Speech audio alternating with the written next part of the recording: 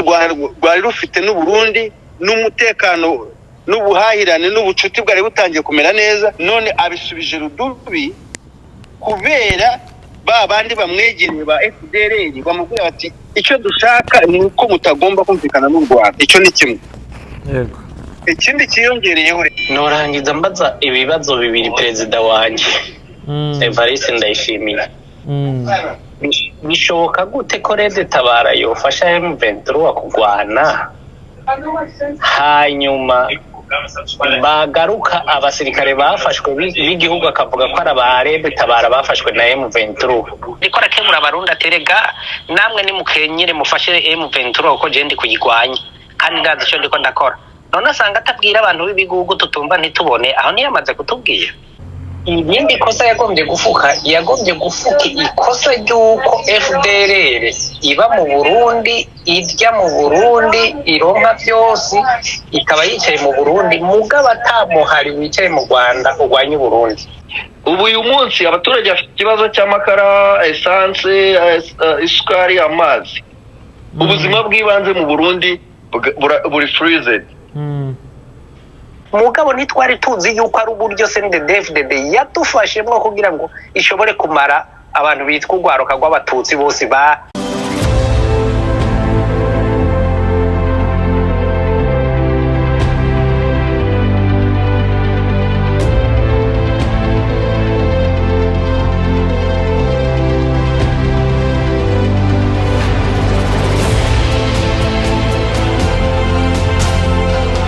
Ibihe byiza nshuti mukunzi wa Bwiza TV na bwiza.com, ndakuramukije kandi nguhaye ikaze mu kiganiro cy'amakuru akusanyije, ikiganiro cy'uyu munsi, ikiganiro turi buze kuganira na B&M, Alpha Mike ndetse na Labin. Mu kiganiro tuza kureba ku makuru ari kuvugwa hirya no hino, turaza kureba ingaruka zishobora kuzaboneka cyangwa se impact ishobora kuzagaragara bivuye ku ijambo rya Perezida Ndayishimiye yavuze ku itariki ya 29 ukwezi kwa 12 2023. Turaza kureba izi ngaruka zizaba ku Burundi, ni ingaruka zishobora kuba ku muryango wa yase muri rusange, ni ingaruka zishobora kuzaba muri diplomasi ya yase cyangwa se no kuri Kongo. Turaza kureba muri ubwo buryo aho tuza gusesengura twibaza n'ikizakurikira, cyane ko ijambo yavuze rivuze ku bihugu bitatu, igihugu cya Kongo, arivuga ku gihugu cy'u Rwanda, aza no gushyiramo umutwe wa M23. Habarongo wa ikaze muri iki kiganiro cy'uyu munsi, nkubwira ngo ukore subscribe, ukore comment, ukore na like, kandi nkubwira ngo sharing bino biganiro byacu. Niba mureba iki kiganiro muri abantu 10,000, reka like 10,000. Niba muri abantu 2,000, reka like 2,000. Hanyuma nabifuza gutera inkunga Bwiza, umwanya no wanyu, hasi hari nimero, nyamuneka rwose umwanya no wanyu. Reka rero ntangire ikiganiro babwira ngo mwese aho uri muri Amerika, uri muri Kongo, muri Burasirazuba bwa Kongo, uri Kicanga, Masisi, Bunagana, aho uri hose, Kinshasa, uri mu Rwanda, uri Kenya, uri mu Burundi, uri muri Afrika yose, uri aho uri mu Burayi, aho uri muri Aziya, umwaka mushya muhire. Bifuje umwaka mushya muhire, muzawurye ntuzabarye, kandi Imana izabarindemo ibahe ibyo muyifuzaho byose. Reka dutangire ikiganiro cyacu cy'uyu munsi, mpamagara abo tugikorana kugira ngo baze bamfashe, namwe ntimujye kure, ntimuze gucikwa rwose n'iki kiganiro cy'uyu munsi.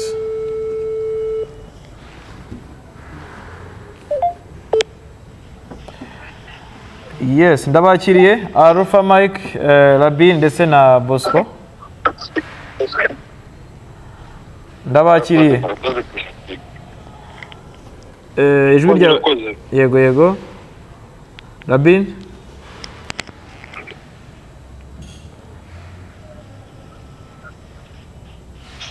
Labin turamwakiriye nawe nubwo ataravuga.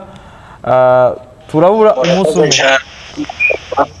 Ndabumva. Yego, turabura umunsi umwe ngo umwaka urangire. Mbifurije umwaka mushya muhire, kuzageza igihe muzawutangirira.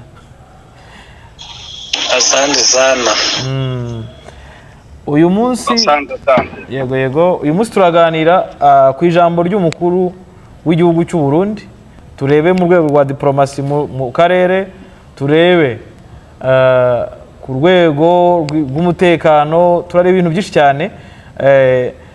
Ese akarere iri jambo nta ngaruka zizabaho? Ikindi dushobora kuza kureba DRC nk'igihugu gifitanye umubano n'u Burundi bimeze bite? Ingaruka ubwo tuvuga hari ingaruka nziza n'ingaruka mbi. Turebe u Rwanda noneho nk'igihugu n'ubundi gituranye n'u Burundi. Rwanda nk'igihugu cyari kigeze kugirana umubano mubi kuva muri 2015 ku buyobozi bwa Nkurunziza, umubano abantu benshi babonaga ko umubano utangiye kuzahuka, ariko dukurikije ibyo perezida w'u Burundi yavuze ibintu bishobora kuba byarasubiye irudubi. Alpha Mike ndakwakiriye, uduha update zihari mbere yuko tujya ku yindi nkuru. Update nababwira nuko mu bice byose by'imirwano keretse wenda niba uyu munota hari ibintu byahindutse, ariko haba muri teritwari ya Nyiragongo, muri teritwari ya Rucuro, muri teritwari ya Masisi nta mirwano yabaye. Ariko ibintu byo kwitegura cyane cyane mu bice bya za Nyanzare n'ahantu bita Gatsiro, ku ruhande rwa Kongo baracyakomeza kwitegura bongera n'umubare w'abasirikare. Numva kugeza uyu munota arizo updates zihari, nta kintu kidasanzwe gihari usibye ibyo ngibyo gusa, kereka niba hari undi wandusha amakuru. Bosco yatubwira. Yego, nawe turashaka niba hari update ufite utubwire. nta update ise atari amakuru acicikana nyene agize iminsi ku magambo perezida w'u Burundi yavugiye mu kiganiro yahaye abamenyesha amakuru. Nivyo bisigaye nta yandi ma update hari, kiretse ko kuva itariki 26 harabaye imigwano mu kibira cya Cibitoki ihuza yitwa kwihuza ingabo za leta n'umugwi wa FDLR, umuhari wa FDLR. Ibyo rero nta birebire, baravuga ko hapfuye abasirikare 3, bavuga ko mu ba FDLR hoba hapfuye abarenga 10. Mugabo ibyo byose abanyagihugu nibo bumva inkoho zivuga. Nta kindi gishasha umuntu yobivuga ko nta n'uwuzi ko ari nabyo. Yego, gusa icyo navuga cyo nuko ibyo umukuru w'igihugu cy'u Burundi yavuze ku munsi w'ejo niyo nkuru, ubundi niyo trend, niyo nkuru iri gusirikira ku marezo sociaux, kuri social media. Abantu icyo kintu bari kugarukaho n'ibinyamakuru byo mu Burundi, sino mu Rwanda, muri Congo, East Africa yose, no kuri Voix d'Amerique nabyumvise. Yego rwose. Ariko mbabwire ko u Rwanda narwo rwaje kugaruka ku byo umukuru w'igihugu cy'u Burundi yavuze. Ubwo nanjye ni update ngiye kuba aho u Rwanda rwasubije nyine perezida Ndayishimiye. Guverinoma y'u Rwanda mu itangazo yarayisohoye, itangazo rwose ryasohotse, ndebe igihe ryasohokeye ko twaribonye ku email yacu, ryasohotse saa 4 z'ijoro.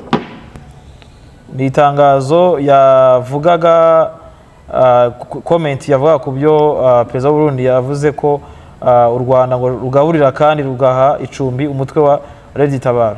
Leta y'u Rwanda rero bicishe mu itangazo yavuze ko ibi bintu rwose yabyamaganye. Buriya siko navuga. Alpha, iri tangazo warisomye? Yego. Oya, nibyo rwose yabyamaganye. U Rwanda ngo ruravuga ko rugomba kumenya uko gufasha aba bantu bica abana cyangwa se urwango ruri hagati y'abaturage n'ibihugu byombi. Ngo rukavuga ko abarundi bo badashobora kwishimira kubona bicirwa abantu nabo u Rwanda rusanzwe rugaburira. Urumva ni itangazo ritoya ariko ubona ko rifite icyo ryavugaga. So ndumva twajya mu nkuru yacu uyu munsi, aho tugiye kuganira ku ngaruka z'ijambo rya perezida. Urumva deja already ikijyanye guterana amagambo, u Rwanda niba rurise ruvuga, ubwo ntawe uzi uko ejo Burundi buzavuga. bigaragara ko harimo tension mu karere ku Rwanda, Congo n'u Burundi. Alpha ndakwakiriye iri jambo ry'umukuru w'igihugu cy'u Burundi. Warumbarira kudete wenda taraza ubwo mbazaga narimo ndabaza nanjye abandi bari hirya no hino ku mirongo y'urugamba. Urebye ibyo Alpha avuze nta kintu kirenzeho, ariko nyine muri Masisiho provocation ntabwo ihagarara, barakomeza bajya kubona ukabona banazaga kompura bagize gute ni ibyo ngibyo, ariko nta post igeze ya devastating. Murakoze. Yego Alpha nguhaye ijambo. Duhere hehe buriya? Dushobora guhera hagati y'u Rwanda n'u Burundi, dushobora kubivugaho?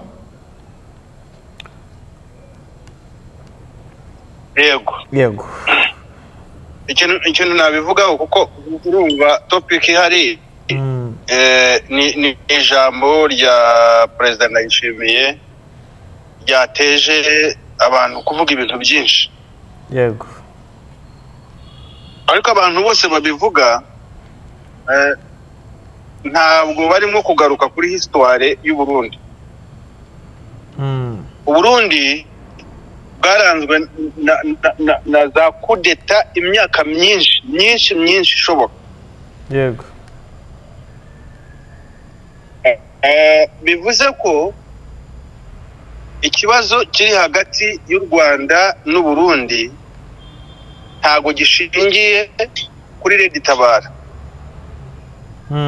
Ahubwo ni ikibazo gishingiye kubera ko niba twibuka neza wenda muri za kudeta zaje hafi, hariho duhere kuri Bagaza, tugarukeho kuri Pierre Buyoya, tuze kuri Ndadaye, ndavuga hafi.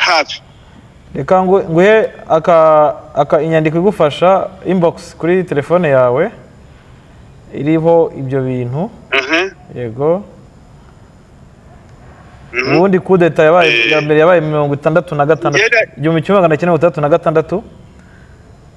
Ubwo na Rabin araza kudufasha. Yego, wakomeza wangira ngo wakabonye. Okay, nakabonye. Rero impamvu turimo kuvuga kuri izi kudeta nuko iyo habayeho kudeta hari abakoze kudeta, hari n'abayikorewe. Abayikorewe barahunga. Muri ka karere turimo ku Burundi kabangikanye na Tanzania, u Rwanda na Congo. Yego. Uko byagenda kose abo bateraga kudeta bahungiraga Tanzania, bagahungira mu Rwanda, bagahungira no muri Congo. Ababaga bakoze kudeta ntabwo bigeze bakira ku gitutu aho abo bakoreye kudeta bagiye. Nta namwe twigeze twumva ko Tanzania yashyizweho ku gitutu kugira ngo abakorewe kudeta babazane. Yego. No mu Rwanda nuko byagendaga, no muri Congo nuko byagendaga. Iki kintu gitangiye muri 2015 igihe cya nyakwigendera Nkurunziza. Hari abahunze bahungira Mahama mu Rwanda, hari abahungiye Zangara muri Tanzania, hari abahungiye muri Congo, wenda ntabwo mbazi neza za Uvira n'ahandi. Ariko ntabwo u Burundi bwigeze busaba abo bahunze ngo basabe Congo cyangwa basabe babasabye u Rwanda. Yego. Aho ngaho turaza kureba ngo kubera iki Burundi bumva bafite ikibazo n'u Rwanda kurusha uko bakigirana n'ibindi bihugu baturanye kandi impunzi zarahungiye hose. Uvuga ngo hari ikibazo kiri hagati y'u Rwanda n'u Burundi. Icyo kibazo kiri hagati y'u Rwanda n'u Burundi ni iki ngiki. Yego. niba twibuka neza ubwo wenda Rabini araza kunyunganira kuko ashobora kuba nabizi cyane. Yego. Perezida Nkurunziza muri 2015 bagiye kumuhirika kudeta igapfuba, yahise avana icyizere ku basirikare b'abajepe bamurindaga, ahitamwo kwangaja FDLR ko ariyo yizeye ko yamurindira umutekano. Ibyo byarabaye, turabizi neza cyane. Yego. Amaze kwitaba Imana, ba bandi bamurindaga yabasigiye mugenzi we. Icyo ni ikigaragaza ngo Burundi ikibazo rufitanye n'u Rwanda ntabwo ari abarundi, ahubwo ni abari muri hahandi muri ntare rushasi, muri Etat Major. Yego. Icyo ntabwo ari ikibazo. Burundi bufite uburenganzira bwo guhitamo urinda umukuru w'igihugu cyabo. Icyo ntabwo cyakabaye n'ikibazo, ahubwo ikibazo gihari kugeza uyu munota, abarundi n'abanyarwanda ko baturanye bahahirana. Yego. Iyi tansiyo yo kuvuga ririya jambo, kuko buryo umukuru w'igihugu yavuze ijambo burya rigira impact cyane ku baturage b'icyo gihugu. Ninsubira inyuma gatoya, kuva muri 2015 kugeza muri 2018 19 gutyo, ku mupaka w'u Burundi n'u Rwanda hari tension. Ndashaka kukwereka ijambo ry'umukuru w'igihugu uburyo rigira impact mu mibereho y'abaturage. Yego. Muri 2015 kuzamura muri iyo myaka mvuze, ku mipaka y'u Rwanda n'u Burundi hari tension ku buryo urabona ko u Rwanda n'u Burundi hari abarundi bari mu Rwanda, hari n'abanyarwanda bari mu Burundi ku mipaka yabo. Ni uko imipaka iteye. Hari abanyarwanda baba bari hakurya za Kibitoki, za Hehe n'ahandi wenda ntarondoreye amazina, ariko ku mipaka ni ibintu bisanzwe ko hari abaturage b'ikindi gihugu baba bari hakurya, hakaba n'abandi bo muri cya gihugu nabo bari hakuno, bagahahirana, bagaturana, bakabana, bagashyingirana, bakagenderana. Hakabaho imigenderanire hagati y'abaturage b'ibyo bihugu byombi. Yego. Rero muri 2015 mu mpera za 2015 2016 2017 byageze igihe u Burundi budeployinga abo militias babo bise imbonerakure, baza ku mupaka ku buryo imodoka yageraga ku mupaka nubwo yaba ifite igipande akijyaniye umuvandimwe we uri mu Rwanda, barakimwamburaga ngo barashaka gutwara ubutunzi bw'u Burundi babujyanira u Rwanda.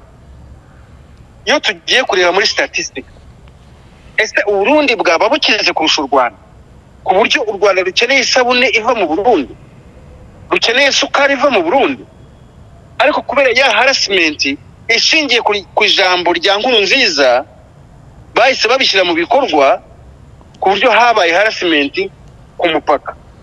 Yego. So icyo nashaka kuvuga ni iki ngiki rero, ijambo ry'umukuru w'igihugu riraza guteza ibibazo abaturage mu buhahirane hagati y'ibihugu byombi, kandi abahahirana nta ruhare bafite mu byo umukuru w'igihugu avuga. Intambara iri muri Red Tabara iri Uvira, ntabwo irimo gutera ku mupaka w'u Rwanda. Nta kibazo rwari rufite n'u Burundi, n'umutekano n'ubuhahirane n'ubucuti bwari butangiye kumera neza, none abisubije rudubi kubera ba bandi bamwegereye ba FDLR bamubwira bati icyo dushaka ni uko mutagomba kumvikana n'u Rwanda. Icyo ni kimwe. Yego. Ikindi kiyongereyeho rero, u Rwanda twebwe dufite facts, nubwo we yabivuze muri disikuru ye, ariko ntabwo yigeze agaragaza facts na nkuru nziza mbere yuko apfa nawe yarabivugaga agaragazaga facts. Twebwe mu Rwanda dufite fact, ndaguha fact nk'eshatu cyangwa enye zigaragaza ko Uburundi bwifuza bufasha, uko yavuze, bwifuza bufasha bunashyigikiye groupe yari yose yajya guhungabanya umutekano mu Rwanda. Ndaguha fact ya mbere. Yego. Fact ya mbere, muribuka neza Rusesabagina ajya kwisanga ari mu Rwanda. Yavuye Dubai ajya Burundi. Byaravuzwe no mu rukiko, ni fact igaragara. Ese Rusesabagina ko ari umunyarwanda yajyaga mu Burundi kugira ngo bamufashe iki?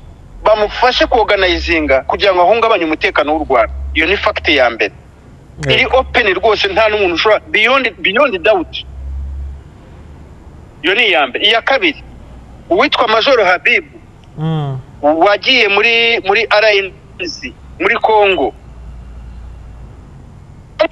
mu rukiko ubwo yivugiye ko Uburundi ari cyano banyuramwo muri RNC za Minembwe. Ntabwo wambira ukuntu ushobora gukwiyetinga inzira mu kindi gihugu mu gihe icyo gihugu kitanabizi. Iyo ni fact ya kabiri. Fact ya gatatu, muribuka abaturage barashwe muri Nyabimata, bavaga mu cyamba rya Kibira byo mu Burundi, baraza bakora mabi n'amahano, barangije basubirayo. Uburundi rurabizi ko rucumbikiye abanzi b'u Rwanda, rurabagaburira, niho bakura ibiryo, niho bakura ibikoresho. Meki we nka perezida w'u Burundi, hari fact yaba yagaragaje igaragaza ngo Red Tabara iri mu Rwanda, akagaragaza n'ibimenyetso? Ibyo ni bigaragaza ko arimo kubiba urwango hagati y'Abarundi n'Abanyarwanda, kandi ubwabo ntacyo bapfa kubera interest ziri hejuru mu nzego za leta. Nuko nguko icyo ngicyo ntagisobanura ko arimo arahimukira Abarundi, kuko Abarundi nta kibazo bafitanye n'Abanyarwanda. Urakoze cyane. Aba baturage basanzwe. Urakoze cyane Arufa. Ni leta gusa ifite setup. Yego. Ifite setup yo kubiburwa urwango hagati y'ibihugu byombi. Murakoze. Yego, urakoze cyane. Reka mbaze njye kwa Labin, hari cyo watereraho kuri kubyo Arufa avuze, cyane ko wowe ubizi cyane, zino history urazizi. Murakoze cyane. Jewe novuga perezida w'u Burundi icyatumye kujya bintu yashatse gufuka ikosa yiwe, akagomba kurondera amakosa ku Rwanda yoza afuka amakosa yiwe. Ubwo burya mu bikorwa abantu basanzwe bakora, hariho umuntu ashobora gukora ikosa akagomba kurisiguza ikosa ry'uwo yakoreye ikosa. Sinzi ko aho muri ko muranya. Yego. Evariste Ndayishimiye ikosa afise yagombye kwifuka ikosa ryo kurungika abasirikare mu kurwanya na M23. Ibindi kosa yagombye gufuka ikosa ry'uko FDLR iba mu Burundi, irya mu Burundi, ironka byose, ikaba yicaye mu Burundi, mugabo atamuhari wicaye mu Rwanda urwanya Burundi. Ngoma ndabigusigurire muri ubu buryo. Mu bisanzwe mu Rwanda hari Abarundi bari imigwi ibiri. Hari abahunze ikiringo cya gatatu cya Nkurunziza. Yego. Bari mu nkambi Mahama na hehe, hari n'ababa mu gisagara Kigali, ibyo birazwi murababona. Yego. Kandi bafashwe neza, nta kibazo. Nk'umuntu ari mu buhungiro ni ngombwa nta uri ko aridoga. Akaba abandi bitwa ko bagirizwa ko bakoze kudeta ya Petero Nkurunziza. Abo barimwo bamwe ba Niyombare n'ujya mu gwi wabo. Ariko nagomba babwire yuko ujya mu gwi ntacupfa usana na Red Tabara. Ibiri mitwe ibiri bifite n'imirizi ibiri. Bajya barakoze kudeta irarata bahungira mu Rwanda, bahungiye mu Rwanda bakigwa na HCR.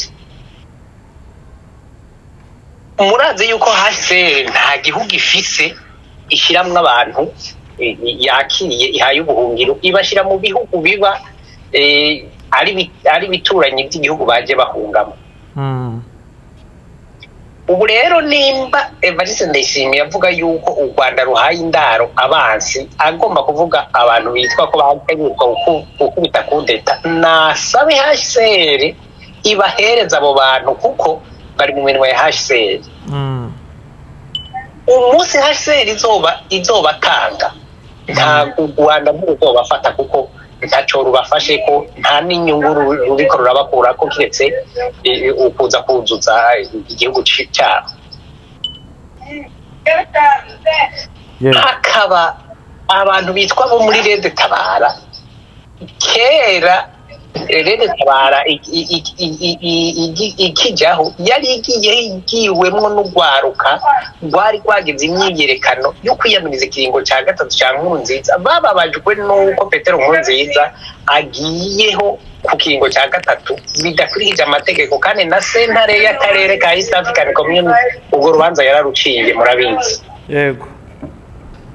Abo ntibigeze baja mu Rwanda, bagiye i Kongo bajya muri Red Tabara, bariyoroganiza, boroganijwe n'abasanzwe bariho bazwi kuko Red Tabara yafise abayirongoye, nubwo kumbura ubuyoba igeze naho nyene ku mutembo. Igeze baje kugataka ku Rwanda, n'ikimenyamenya mwibuke abantu 19 bo muri Red Tabara barenze umupaka w'igihugu bakisanga mu Rwanda. U Rwanda rwarabafashe rubashikiriza leta y'u Burundi bati akira abagwanyi bagwana na leta yanyu. Ivyo abantu bose barabizi. Yego. Ariko nta munsi n'umwe ndabona Evariste Ndayishimiye na leta yiwe bafata umuntu wo muri FDLR bakamushikiriza u Rwanda bati nguyu muntu twafashe ayagizwe guhungabanya umutekano w'u Rwanda yicaye mu Burundi, kandi tuzi ko bariyo no mu nzego z'igihugu, tuzi ko barimo no mu bacuruzi bakomeye hagiye Bujumbura, tuzi ko ariho bari bafise indaro bacuruza bakidegembya. Nta n'umunsi n'umwe barafata umuntu umwe ngo bamushikirize leta y'u Rwanda. Rero Ndayishimiye nimba atari iperereza ryiwe rimukorera nabi, we mu mutwe afise ibindi byiwe by'ubwoba bw'ibyaha akora, agakorera u Rwanda akavuga ati ibi bintu umunsi umwe bizondanira ingaruka. Reka rero ndabifukishe kwagiriza u Rwanda yuko rubitsa abanzi banje. Nta muroberi wa Red Tabara ari mu Rwanda n'umwe, nta na formation yigeze ibera mu Rwanda na rimwe. Twabumva i Kongo barinze bashikisa y'ibihumbi 2023 shiri 2024 akamugwanyi wa Red Tabara araho nyirayo, atani mushefu waraho nyirayo. Yego. None Rabin, ubona ibintu bizagarukire, ubona nta ngaruka zishobora kuba hagati y'ibihugu byombi ndetse no mu karere, iki kintu kitagiye guteza umwuka mubi mu karere? Mu bisanzwe tudahishanije umwuka mubi uragaragara, kandi ntuje ubunyene wamyeho kuko aba bategetsi b'iwacu bo mu Burundi n'abantu bamye badashaka kwemera ikintu cyitwa novuga ngo intwaro iba iri mu Rwanda iriho ubu ntibigeze bemeranye. Kuko wibuke ko uwo Evariste Ndayishimiye n'aba benshi n'umukuru w'inama nshingamateka n'abandi benshi bize mu Rwanda ku ntwaro ya Habyarimana, baje mu Burundi bafashijwe n'uko bize mu Rwanda. Ubu rero abo biganye nabo bakuranye nibo ba FDLR. Ico ntimucibagiye yuko nabo bavuga bati none wa musaza twabaha mukigi wacu mugakurira iwacu mukayabibi irafwapase niho nababwiye nti imigenderanire y'u Burundi n'u Rwanda imeze nk'inzu yubatse hejuru ya ruhirira, umwanya n'umwanya inzira hirimuka ikagenda. Okay, hanyuma kwa Bosco cyangwa waruhejeje cyangwa warugikomeje? Oya, nari impejeje kumbure ndaza gusubira gufata ubundi mwanya hanyuma. Yego. Bosco abwe okay nawe uri muri ta mu Kirundi nuko tugiye Burundi ugane wa Bishop mugabo tugiye Burundi okay turebe noneho ku kibazo iki ko iri jambo ry'umukuru w'igihugu cy'u Burundi ntago uribona nk'irishobora kugira ingaruka ku ngabo z'u Burundi ziri mu mirwano muri DRC cyangwa se bamwe mu basirikare bafashwe n'umutwe wa M23 yavugaga ko yafashe ntubibona ko bishobora kugira ingaruka kuri aba basirikare cyangwa bikaba byateza igitutu kuri aba basirikare cyane ko yanavuze ko abasirikare bagomba kubahiriza amategeko bahabwa utazayubahiriza nyine azahanwa n'amategeko ya gisirikare iki kintu urakibona gute ndabona ko uburyo Burundi iyo bwohereje abasirikare hanze iyo bagiye bahita bahindurirwa izina right away kuko urumva abagiye muri Congo kugeza uyu munsi bari muri Tafok bajya bitwa Red Tabara bitewe na situation barimo. No kuvuga ngo abasirikare b'u Burundi bagomba kumenya nabo aho bari ko bariho ku giti cyabo ntago bariho ku bwoko woherejwe na leta, bari muri shuguri zabo. Niba succeedinga bakavayo bazaba bavuyeyo bazongera bangajwe na leta, niko babyita mu Kirundi guhayaringa.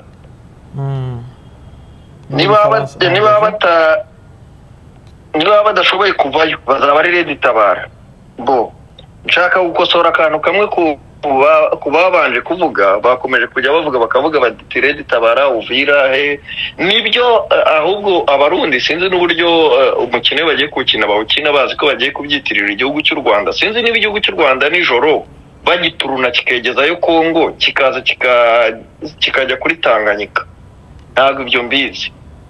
Kuko abarundi umukino bakinnye w'ejo bundi wa Red Tabara, uretse ko ari umukino ababizi mu kwezi kwa munani, ibi bintu nari nabivuze ndababwira uburyo abarundi bari gupanga kwitera, ikindi bari gupanga kurema indi FRN nshya igomba kujya kugaba ibitero mu Rwanda. Ababizi barabizi ibintu narabivuze naranabibabwiye, n'ababizi ko nabibabwiye inbox, kuko uyu mugambi wari wigiwe Kinshasa. Rero Red Tabara yo ntayibaho kuko Red Tabara kabaye akantu kakozwe kugira ngo uyu bita ngo Sinduhije watangije ngo Red Tabara, yatangije Red Tabara ariko ari nawe watangiye wasapotinze CNDD-FDD kuri radio yashinze bitaga ngo ijwi ry'umunyagihugu. ya supportinze rero yari supportinze ya CNDD-FDD. Rero gushinga Red Tabara wari umugambi wabo n'ubundi wo kugira ngo barebe ba bantu bo mu bwoko bw'abatutsi bashakaga kwica abashobora kujya kuyitabira banabicire, ubacika mu gihugu bamwicire hariya bari bagiye. Byarakozwe, buri mututsi wese wari witabiriye Red Tabara aho ava akagera yarishwe. Uwa nyuma bishe n'uwo bitaga Kapiteni Gisiga. Iri zina ndivuze ubwa kabiri ku kinyamakuru.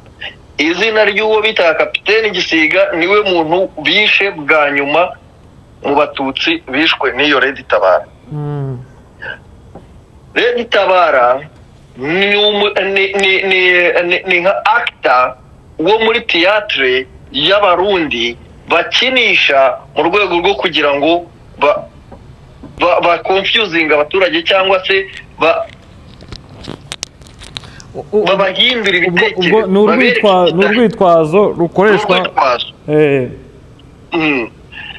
kugira ngo niba abaturage batangiye kugira ibyo bibaza byinshi mu gihugu, hahite haza iyo diversion, diverting ibitekerezo, babereke ko hariyo Red Tabara.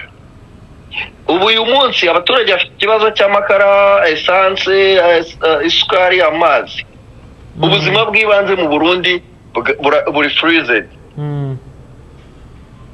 Naho kugira ngo bashake igisubizo cy'ibyo, bahisemo kudivatinga ibitekerezo by'abaturage. Iyo umukuru w'igihugu ahagurutse akavuga ngo abantu ngo bice impinja, mu by'ukuri akanabagereka ku kindi gihugu, noneho n'ikindi kigeretseho, reka tuvuge ngo wenda iyo Leta itabara yabayeho ko yavuye Kongo, ubujijwe n'iki kuvuga Kongo ukavuga u Rwanda? Niba yaravuye Kongo ikaza igakora ayo mahano ikagutambukana ikajya mu Rwanda, ugira igisirikare? Ese Bosco, ubundi turi naho ngaho, wowe ubona kubera iki bikozwe iki gihe, kubera iki u Rwanda ruri gushyirwa mu majwi iki gihe na Leta y'u Burundi ndetse na Leta ya Kongo, Tshisekedi aratuka perezida w'u Rwanda, no mu Burundi hari uburyo babivuga mu buryo bwabo bundi, kubera iki bibaye iki gihe mu gihe akarere gafite ibibazo gahanganye nabyo birimo intambara ihuje umutwe wa M23 na Leta ya Kongo, cyane cyane ko East Africa yo yabaye involved muri byo ariko birananirana. None uyu munsi nyuma yuko East Africa ivuye hariya, Burundi buragira buti u Rwanda, mu gihe nanone Kongo nayo ivuga iti u Rwanda. Ibi bintu bihatse iki? Iki gisubizo, iki kintu mbajije ntabwo ndi bukigusubize nk'umuntu ukoresheje ubwenge bukeneye kugira icyo burokora. Kuko sindi umunyapolitike, sindi umusirikari, umbajije muri make hari igisubizo nakaguhaye mu rwego rwo kugira ibyo ndokora, ariko ndavuga igisubizo kitakeneye kugira ibyo kirokora, ahubwo gikeneye kugira ngo abantu bamenye mu by'ukuri ni iki. Ndabizi hari abo bireba barabizi, hari n'abo ushobora kumva icyo gisubizo bakabyina bati karabaye, ariko nta cyenda kuba. Ikintu kimwe nakubwira, Alpha Mike ari na iyi nkuru yivuge nk'uko iri. Ni inkuru ubwo imeze gute? Oya ziga cyokoza nuvuga uko niba cyekana urakotinga umuntu cyangwa nawe ni inkuru yawe ubwawe, na makuru mfite amakuru yanjye impamvu nabimubaje nyivuge nk'uko iri. Ni mukuru, azi byinshi kandi afite icyo abiziho nawe. Ibyo bintu n'ikintu cyatumye uriya mugabo avuga kuriya, akabivuga muri ukwezi kwa 12 muri uku kwezi kwa 12 umugabo umwe bigeze kumubaza bati ese ko hari itungo rituri risanze mu giti, buriya ryaba ryize kwikurira uwo munsi?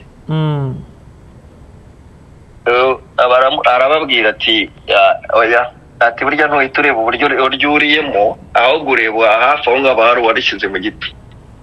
Rero uyu mugabo kugira ngo abivuge muri ukwezi kwa 12 harimo ibintu byinshi, ariko nyine Alpha Mike ambwiye kuvuga nziga, reka nzige, reka nyamire nubwo biremereye. Hano umuntu ajya gusanya afatanyije n'abo bafatanyije bamuri inyuma bamubeshya, kandi n'ikintu namwibutsa, useka na benshi kuri rukarira wenyine, y'abantu bakoheje ntabwo iyo byageze igihe cyo kurira, igihe batigaragaje bakakoshya we ku giti cyawe, ni ukuri iyo bigeze kuririra wenyine. Hari ibintu byinshi biri gushaka kuvuga iki Bosco?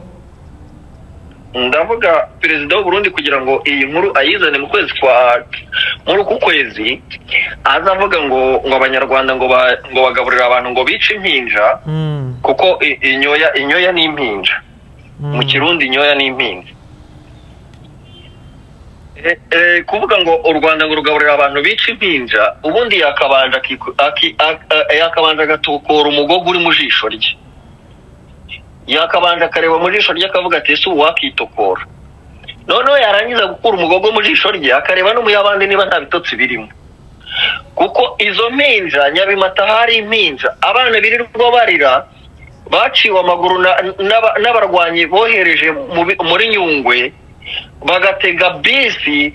Sinibaza ko izo basi zari zirimo abasirikare, yego, bari abaturage bibereye mu ngendo zabo mu turimo twabo twa buri munsi, abohereza abantu bajya kubica. Sinzi niba abo baturage bo barabonaga barangije iminsi yabo yo kuba abana b'imyaka 24, abana b'imyaka 19, abana b'imyaka 2, abana b'amezi, n'inda bakujemwe abantu baforomoje. Sinzi niba barabonaga bo bagejeje igihe cyo kubaho. Yakabanje akanareba kuri ibyo, nubwo ntavuga ngo yakarebye kuri ibyo ngo wenda ngo hari uri kumwishyura, akareka no gukomeza gukinisha amaraso y'abantu. Kuko iyi Red Tabara avuga, ntabwo Red Tabara Meki, ingurube yagiye kona ntabwo ijya yona hafi yaho ituye, iragenda igakora urugendo ikajya kona kure. Red Tabara bwoko ki yagiye kwica impinja ikaza ikajya kwigamba ngo nishe impinja. Red Tabara nkuko nabikubwiye, ariko wihutishe ni groupe yabo ndihuta. Ni groupe yabo bafite ku ruhande igomba gukavaringa ibibi byabo, aho bakoze amafuti kugira ngo badayivatinga ibitekerezo by'abaturage, bagahita bagaruka bati ni Red Tabara, nayo ikagenda ikandika iti ni twebwe rwose. Hanyuma ku kisubizo cyanjye nabajije, ingaruka ni izihe ku basirikare bari muri DRC, ingaruka ni izihe ku bafashwe na M23, cyane ko yanavuze ko ibeshya, ibyo yavuze ibeshya. Ibyo turi kuvuga ku ijambo ry'umukuru w'igihugu, ibyo yavuze, turebe ingaruka bishobora kugira. Ni ingaruka nziza, ni ingaruka mbi? Ijambo ry'umukuru w'igihugu cy'u Burundi yavuze ni ijambo ryuzuyemo ubu arrogance cyane, kuko yaravuze, kuko hari nabo yavuze ngo bagomba kujya bashyira muri stade bagatera amabuye, burya nabo ni ibiremwa muntu. Iri jambo yavuze neza, yerekana neza ko ikiremwa muntu kuri we hakwiye kubaho we n'uwo yageneye kubaho, abandi bose bakwiye kwicwa. Kuko yaravuze ati aba LGBT mu Burundi mujye mubajyana muri stade mubatera amabuye mu bice. None se umuntu wavutse ari yisanga muri uwo muryango w'aba LGBTI azajya aterwa amabuye yicwa? Siko yavuze? Yego. Kuko ijambo rya perezida ni ihame. Perezida ntaga jokinga. Yego, tugarutse kuri noneho kuri iri jambo nyine niryo ndi kugarukaho. Ingaruka rero bizagira kuri aba basirikare bari muri abo yaba ari abo M23 yafashe, niyo yaba ari kura we yabi, niyo M23 uyu munsi yabashora ikabajyana ati ngaba abantu banyu, we yabageza yakabica. Baba n'abariyo kandi utazapfa natazamwica, mpaka igihe azaba bakenereye we ku giti cyo zaba kiriho, akajya agenda akamusimbuza undi ujyayo.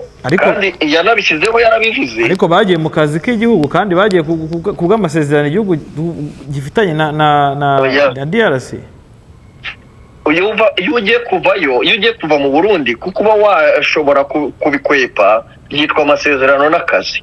Ariko iyo umaze kurenga imbibi z'u Burundi, ntabwo biba bikitwa amasezerano y'akazi. Niyo mpamvu uhita uhindurirwa, ukaba uri hagati yo kuba umusirikare w'u Burundi, uwa Kongo na Red Tabara. Ibyo byose atari amahitamo yawe, ahubwo ari byo wahitiwemo, bizajyana n'igihe. Kuko ufashwe azaba Red Tabara, upfuye azaba FARDC, uzarokoka azaba ingabo y'u Burundi. Ariko noneho yarakonfaminze yemera ko abasirikare b'u Burundi kugira ngo nta gisigaye cyo kwisha, ntaki ni igisirikare cy'u Burundi cyagiye gutabara Kongo. Ubu ngubu bajya babikora nkeka bagiye kujya ku mugaragaro. Kandi umuntu yagiye gutabara yabikonfaminze ko yemerewe kujya gutabara, yagiye gutabara Kongo yabikonfaminze. Ariko wibuke neza ko yagiye yambaye imyenda itari y'igihugu cy'u Burundi, bivuze ko atari u Burundi bwatabaye, kuko u Burundi yo butabara nibyo simbagenera imyenda bambara, ariko abarundi bafite ibendera. Umusirikare kuko baro w'igihugu agenda yambaye ibendera ry'igihugu cye. Rero yahinduye ibendera ry'igihugu yarahiriye kurinda, akajya ku irindi, ibyo nabyo wabyibazaho kabiri. Icya kabiri, abafatiwe ku rugamba yabihakanye, bivuze ko n'undi wafatwa n'ejo mu gitondo yamwihakana, akavuga ko niyo ya Red Tabara nakubwiraga yitirirwa ikintu kigenze nabi cyose, ikizagenda nabi mu buyobozi bwe, mu bikorwa bye, umupangu yapanze plan B ni Red Tabara. So, mu bigaragara ikigaragara nuko uko bimeze hagiye ngo hashize ikindi abantu bavuga bati Burundi buri mu ntambara muri Kongo, igisirikare cy'ubundi cyagiyeho, umuvugizi w'igisirikare yarabihakanye yanze kwemeranya no kubihakana. So, ubu noneho biri confirmed, noneho twe turi kureba ijambo rye yavuze ntiryaba ari ijambo rigiye noneho gushyushya urugamba akaba rugiye gukara muri DRC, ngo nituko tureba ko turi kureba impact yaryo. Ntiryaba ari ijambo noneho rigiye gutuma Burundi noneho bwohereza abasirikare ntacyo bwikanga. Ni ijambo rigiye kugarika ingogo hagati mu Burundi no muri Kongo, kandi ni ijambo ribi ku banyarwanda bakorosingaga boda bajya mu Burundi. Nibaza bimaze iminsi burya nubwo wenda biba muri entertainment ntitubimenye, hari abahanzi bajyaga bajya mu Burundi bagiye mu by'imiziki, bakabafata bakabanza bakabafunga ku buryo avayo nta faranga na rimwe akuyeyo. Ibyo ntago byazaga mu rwego rwa politike, ariko ugiye kureba mu rwego rwo guhombya runaka wibunaka, burya nabyo bifite ikintu bisobanuye.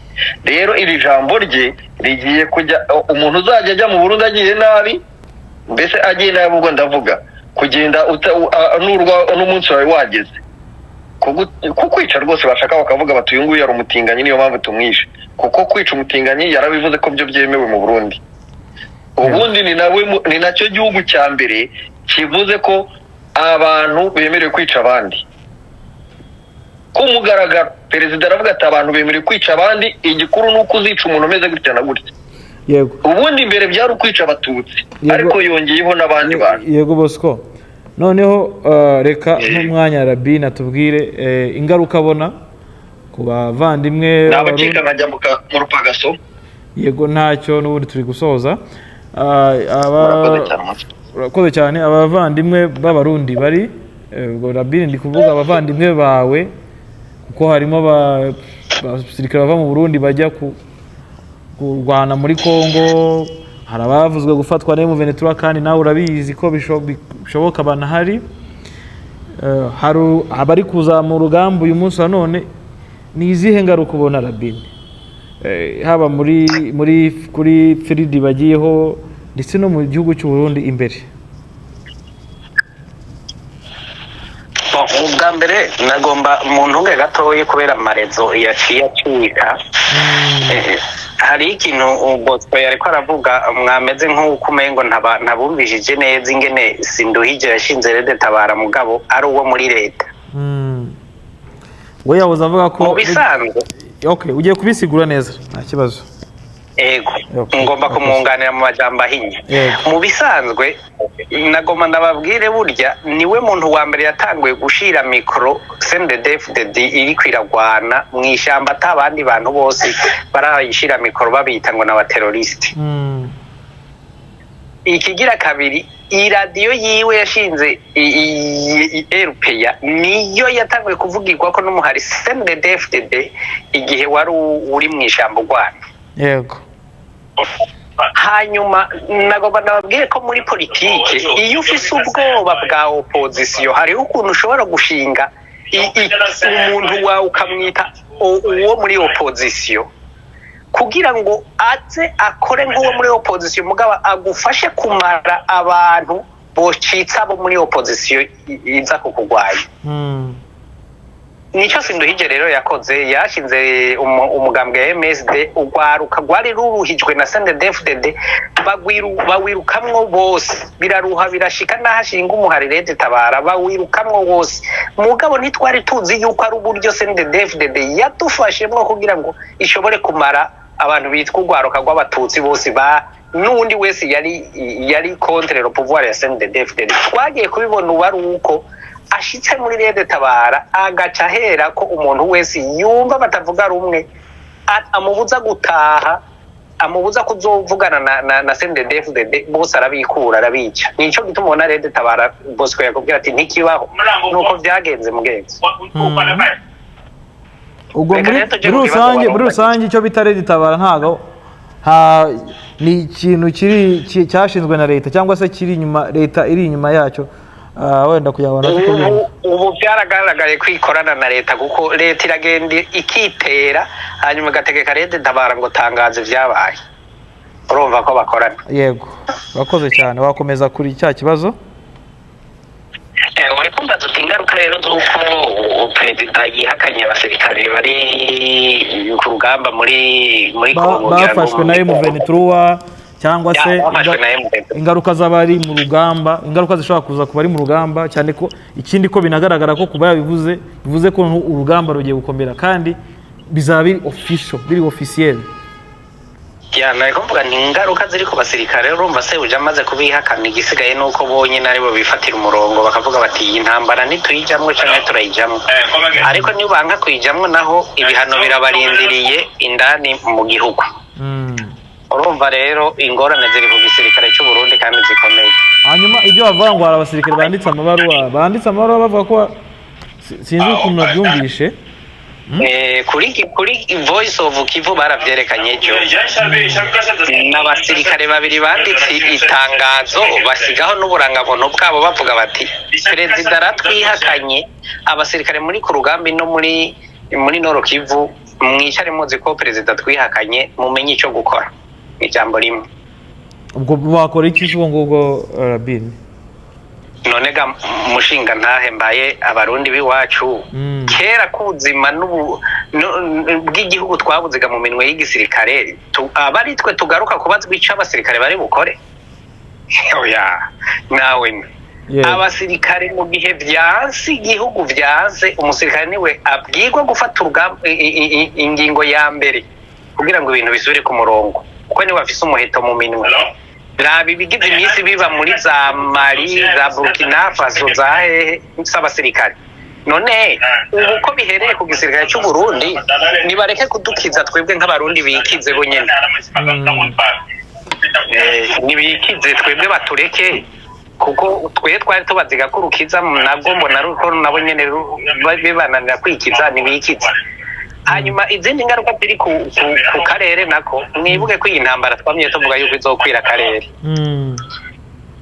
Biragaragara rero ubu nikagira gaseseshwa rumuri nukuvuga ko M23 leta nuzeye perezida w'u Burundi yamaze kubabwira ati jewe ndi umwansi wanyu ku mugaragaro nimba mubishoboye ni munsanga. Ubwo so M23 yabishobora muri ibyo bintu harimo ibyo yashobora Mutama nta kintu ku isi kidashoboka. Nko mu bya gisirikare hoho nta kintu kidashoboka. Burya nta warazi yuko mu buto yokuwe na FPR ku butegetsi kandi yari yarayisanze mu Rwanda iwabo kuza kuyitegera afashije Habyarimana. Ako nakarorero kamwe nguhaye. Yego. Kandi n'ibindi ucubona ko bishoboka. Bivuze ko isaha n'isaha na Neva yakwisanga M23 mukuye ku butegetsi. Ego cyane kuko mu banyagihugu b'abarundi harababaye harabashapuye. Urumva ko ariko aravuga ko Red Tabara iri muri M23 adendekanya remenanye ibintu bidafatitse mugabo hajya ariko arakemura abarundi aterega namwe ni mukenyere mufashe M23 ko je ndi kuyigwanya kandi ndazi cyo ndiko ndakora. None asanga atabwira abantu b'ibigugu tutumva ntitubone aho niyamaze kutubwira. Hanyuma ku karere ka Yase ubwako iri jambo urabibona gute mu rwego rwa diplomasi? Mu karere ka EAC ntibaho kwanza. Igituma itabaho iyo iba yarafatiye ingingo perezida Neva yagize kuba uwutwara. Yego Rabin ingingo bamufatiye nta n'izitegekanijwe. Urumva rero EAC je mfata ko ari ikintu kiri ngaho onye ofete ntihazogira umuntu yizigira ko EAC zo mutabara ko ntayiriho. Iyo iriho iba yarafatiye ingingo Neva. Yego ukabona diplomasi y'akarere itagiye kuzamo agatotsi cyane ko ni ibihugu bigera mu 8 biri muri EAC. Ibihugu sakatotsi ahubwo n'urutotsi kugeza umunsi none. Yego wakomeza n'urutotsi kuko urumva indani mu mutima wa East African Community haza hari ikibazo kuko ibihugu bwabyo ntibyumvikana. None rero baciye bagenda bahamagara SADC nayibizamwo. Urabona ko Afrika iri kiratera ishikirwa hafi yose ku kibazo kivuye muri Kongo gusa. rero ni diplomasiya n'ibibazo bikwiye kwicarirwa bigatorerwa umuti hakiri kare atari ubwo naho rireparable batombe. Intambara iri muri Kongo urabona atari intambara igiye kuba intambara y'ibihugu bigiye bya EAC bishobora kurwanira mu karere cyangwa bimwe mu bihugu bya EAC bikaba byarwana na SADC birwaniye muri DRC. Nibaza ko SADC naho yogwana bitazoba ibihugu byose kuko hari ibihugu byamaze guhakana ko bitari capable yo kurungika igisirikare muri Kongo, ariko ababishoboye bazobijamwo hanyuma kitabujijwe ko n'ubonye yuko ariko aratera hahombera azokuramwo akarenge ko nimba bazoba baje nka SADC kandi nabo baba baje ku gatwe kabo umwe arashobora kwikurayo akavuga ati iyi ntambara yo muri East African Community kandi irekera bo muri East African Community jewe nkurimwe akarenge. Yego Rabin urakoze ngiye kwa Alpha Mike. Alpha Mike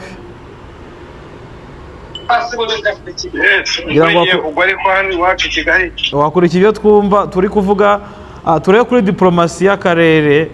Hano nawe nkubaze Rabin aravuze ngo intambara ishobora kuza M23 ishobora gucurika ikibuga cyerekeza mu Burundi nk'uko byagenze ikibuga gicurikirwa muri Zaire bikarangira ubutegetsi buvuye mu butageze muri za Maroc.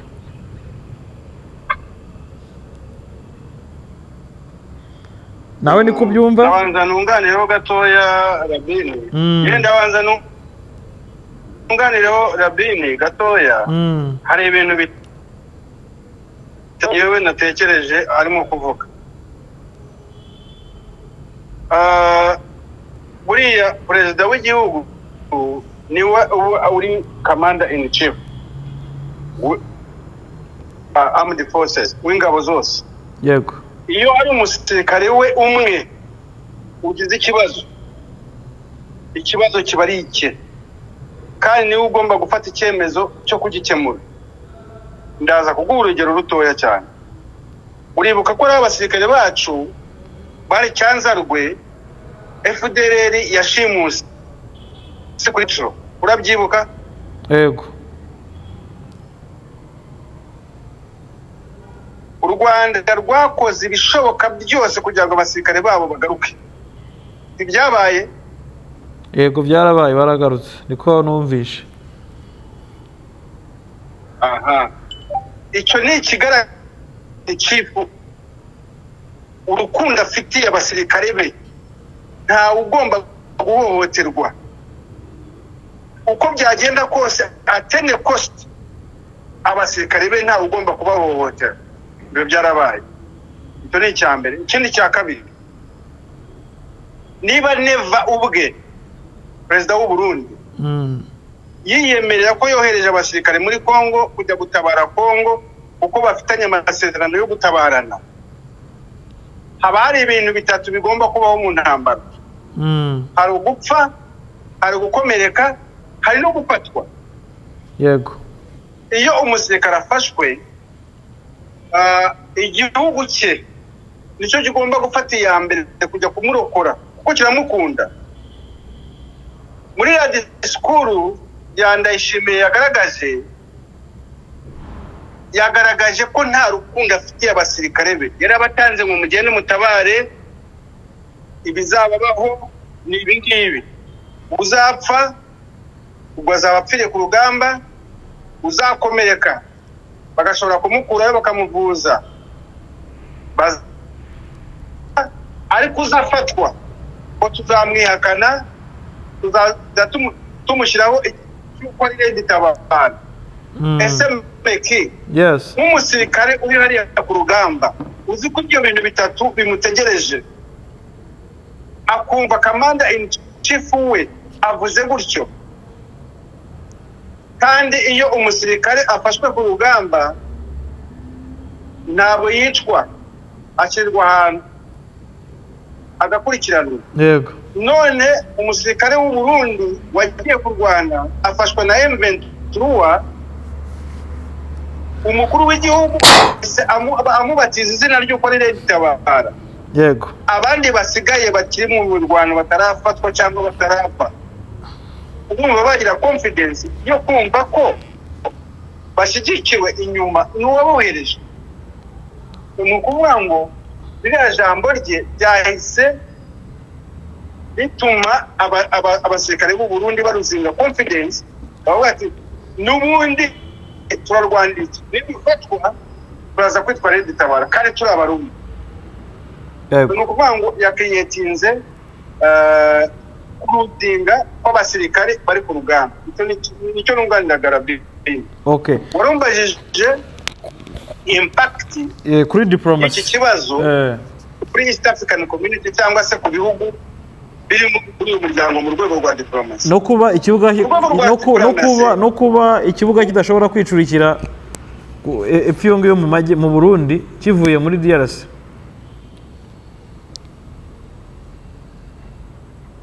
Nyine aho gishobora kwicurikira buriya abasirikare nibo bagize igihugu. Nubwo politiki iyobora igisirikare ariko abasirikare burya nibo bagize igihugu. Niba command in chief yatangiye kubakaraba mugende mu Rwanda uzapfa zapfe uzakomereka tuzamuvuza ariko uzafatwa tuzamwitirira ikindi kintu. Urumva hagati mu gisirikare umumaze creatinga umwuka mubi utuma n'abajya ku Rwanda batazanarwana ko bakabaye barwana ahubwo bazishakira inzira zabo. Ni icyambere. Ikindi cya kabiri kuri diplomasi, muri diplomasi Burundi nta diplomasi bafite nkurikije ijambo rya President Ndayishimiye. Kubera ko uyu munsi Burundi bufite ibibazo twese turabizi. Burundi bufite ikibazo cya essence ntabwo ari Rwanda rwagiteye. Uyu munsi Burundi bufite ikibazo cy'amadovize ntabwo ari Rwanda rwagiteye. Mu Burundi ikibazo Rwanda rwateye Burundi ni ikihe ku buryo bajya kwiyambaza ngo u Rwanda nirwo rwaduteje ikibazo? Ibyo rero muri diplomasi aba yayishe. N'ibindi bihugu duturanye cyangwa bituranye n'u Burundi ari Tanzania ari Uganda bahita babona ko umuntu uri hariya arimo arashakira ikibazo aho kitari. Nawe yakareba ibibazo biri mu gihugu cye ahubwo arimo arashakisha kugira ngo ibibazo biri mu gihugu cye abyegeke ku kindi gihugu ko aricyo cyatumye ibibazo bigenda nabi mu gihugu cye. Yego. Ni ukuvuga ngo mu rwego rwa diplomasi rero bituranye birarushaho kumuvanaho icyizere kubera ko ibintu asobanura birashaka kuzana inzangano kurusha uko bitanga igisubizo mu gukemura ikibazo kiri mu gihugu cye. Hari impact ya ririya jambo kuri diplomasi y'u Burundi n'ibindi bihugu no gutuma ibindi bihugu kubera ko ibibazo bye arimo yabitwerera abandi badafitemo uruhare. Yego. Mu magambo make rero atera intero ya Tshisekedi cyane ko bahuse umugambi ni kwa kundi mu Cyongereza bavuga ngo cyangwa no mu Kinyarwanda birahari bavuga ngo mbwira uwo mugendana mubwira uwo uri. Yego. Niba agendana mu ntambwe na Tshisekedi atangaza kirimo kuba yavuga biriya. Okay, urakoze cyane. Icyo kuba ikibuga gishobora kwicurikirayo wagasubiza? Birashoboka cyane kubera ko mu Burundi mu mateka kuva muri za 1956 mu Burundi hagiye haba za kudeta nyinshi zishoboka 10. Ubundi usanga mu Burundi mu myaka 10 haba impinduka mu myaka 10. Burundi niba Rabin araza kumfasha icyo nzi cyo mu myaka 10 Burundi ntibujya bushobora kubura impinduka zihinduka ry'ubutegetsi. Rabin nabambeshye nyine kubera ko yamaze gukaraba bare basirikare bari hariya. Umva meke kubera ko yamaze gukaraba bare basirikare. Hari abandi basirikare bari nabo batabibona kimwe na Ndayishimiye. Okay.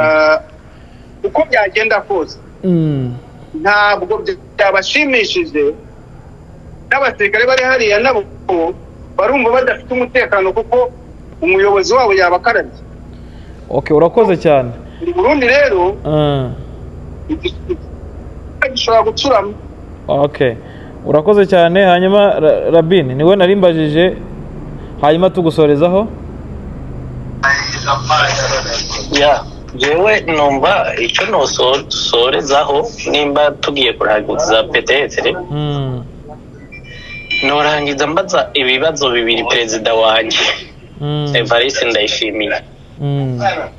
Bishoboka gute ko Red Tabara yofasha M23 kugwana hanyuma bagaruka abasirikare bafashwe b'igihugu akavuga ko ari aba Red Tabara bafashwe na M23 igira gufasha M23 nuko M23 igaruka gufata abagwanyi ba Red Tabara? Icyo ni ikibazo kimwe. Kigira kabiri, ikibazo kigira kabiri, bishoboka gute ingene mu Burundi yo tubwira ko mu kibira cya Cibitoke ariko agwanya FDLR kuva Rovenisisi inkoho zariko bitwa ko bariko bagwana na FDLR, hanyuma yashika hakujya muri Kongo bagafadikanya kugwanya M23? Ubwo ni ikibazo ashobora kuzagusubiza. Ibyo bibazo bibiri arabisubiza abanyagihugu ko twese abarundi twese turavyibaza, si jewe jenyine. Murakoze. Murakoze mwese, ndabashimiye. Nanjye narenza irya nyuma. Yego akawe yego saka nyuma ahubwo nugushyiraho umusanzu wawe. Yego. Nanjye nabaza nasoza nsa n'uvuga nti nyakubahwa Neva, wabasha gukora nk'uko umuntu wese, kuko buriya urugo ntago rwubakwa n'abahuje, rwubakwa n'abakundanye bakabasha guhuza, ahubwo rwubakwa n'abantu babigize inshingano zabo kubaka. Nabiyemeje. Abiyemeje. Urakoze cyane. N'igihugu rero cyakubakwa n'umuntu, numva cyakubakwa n'umuntu wiyemeje kucyubaka agashyira ibindi yumva ko bimuranga, physical appearance, imitekerereze, inzangano, amashyari, ibiki byose ukaba ukabigira personal, ntubigire iby'igihugu. Ibi nibyo mubaza. Ikindi cya kabiri nanone nabibutsa bose, yaba ari nyakubahwa w'u Burundi n'uwa Kongo, batangiye gushaka kuburizamo ikibazo kiri muri Kongo, bakishakisha ku buryo bakita andi mazina, kandi bashaka amazina bakita bakajya kucyitirira igihugu cy'u Rwanda. Sinzi niba ari ukubera ubushobozi u Rwanda rwaberetse. Nagira ngo mbibutse ko bose nta n'umwe utaraririye ku biganza bya nyakubahwa perezida w'u Rwanda. Bafite uburyo yabahetse mu nzira zabo zose, bose bombi, yaba uw'u Burundi yaba uwa Kongo. Aho bageze bafite iterurwa ry'uburyo bwe yabateruyemo, bitari ngombwa ko nza kwasasa hano, ariko bizwi ko yabibakoreye. Keretse niba byarabaye bya bintu bya Sarkozy na Gaddafi, wabona umwenda utashobora kubona icyo witura wabaye munini, ugahitamo kwica aho uguhaye. Murakoze. Ndagushimiye cyane. Mwese ndabashimiye. Reka nshimire abadukurikiye bose, abakurikiye kino kiganiro cy'uyu munsi ku itariki 30 ukwezi kwa 12 2023. Ni ikiganiro dukoze habura umunsi umwe ngo umwaka wa 2023 urangire. Shimiye Bosco, Rabin ndetse na Alpha Mike. Ndashimira Justin na Babu bari ku buhanga bw'ibyuma. Ikindi kiganiro ni ku munsi w'ejo. Bifuriza umwaka mushya muhire. Nyamuneka ugire umwaka mushya muhire, mwabaye kuwitegura. Imana ikomeze kubarinda kandi ikomeze kongerera iminsi yo kubaho. Nkubwira ngo kura subscribe, kure comment, like ndetse utere inkunga igitangazamakuru cya Bwiza TV. Mugire ibihe byiza. Iki ni kiganiro naho utaha yari Meki Kayiranga.